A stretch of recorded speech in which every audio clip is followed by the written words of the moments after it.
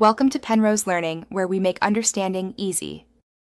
You begin by making sure you have a Microsoft account and either an Office 365 subscription or the free mobile entitlement. Once done, update your phone OS and connect to reliable Wi-Fi. Now install the Microsoft Office app or the individual Word, Excel, and PowerPoint apps. Sign in with your account and accept requested permissions.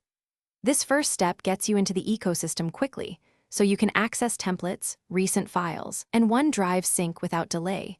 Move on when the apps show your account. Once signed in, you focus on sync and permissions so everything works seamlessly.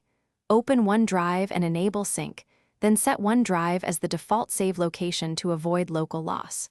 Make sure the Office apps have camera, files, and microphone permissions so you can scan documents and add media.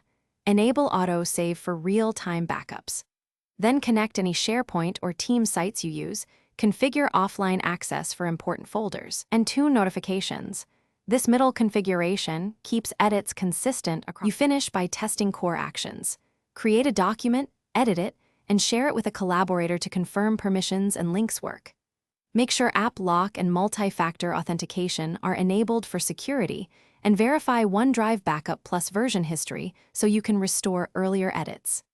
If something goes wrong, clear the app cache first, then update or reinstall the app. Also check permissions and network connectivity. This troubleshooting tip resolves most sync and access problems quickly, letting you continue using Office 365 on mobile.